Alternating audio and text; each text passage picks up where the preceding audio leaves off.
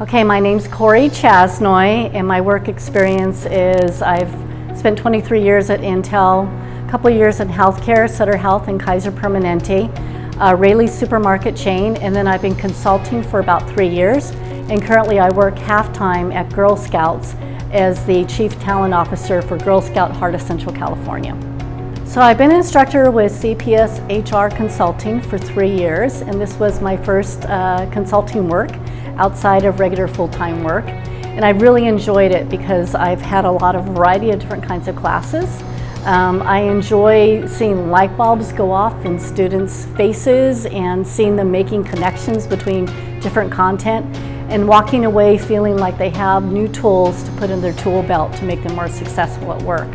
And just being able to address things that they're struggling with. So I love that about it. I love the idea of investing in the students' learning, and so I'm really focused on what the students are doing and versus what I'm doing. So I feel like I'm a facilitator of learning. I give them content and I let them grapple with it and talk to each other. I make it very interactive and hands-on, but I also push them. I push them a little bit out of their comfort zone. Quite often I'll tell them it's my job to make them feel uncomfortable so that that's where learning really happens. And so I'll do things like having them self-reflect or hold up the mirror or do an exercise that allows them to have greater insights into how they react. And then having them have opportunities to talk about it, process it, and ultimately figure out what they want to do with it and take ownership for it. I started the Women in Leadership series because I believe that there are so few women in leadership right now, and now it's a series of 5 different courses, so I'm really excited to see that grow. But this one was the first one. It's Women in Leadership, Finding Your Voice and Personal Power. And I believe that so often women have a lot of subtext going on in their head, like these thought bubbles that are hindering them from being the best version of themselves. And so I loved the class today because I felt like they were just really engaged, lots of opportunities to share stories with each other, figuring out what's great about them, and then bringing that out more.